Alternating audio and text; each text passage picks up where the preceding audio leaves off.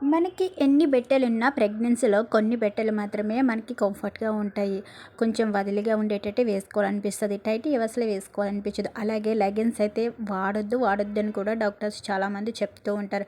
నాకు ఫస్ట్ ప్రెగ్నెన్సీలో నేను లెగిన్స్ వేసుకుని ఇక డ్యూటీకి వెళ్ళేదాన్ని. 5 మంత్ వచ్చినాక నాకు బ్యాక్ పెయిన్ అనేది బాగా వచ్చింది సైడ్‌కి.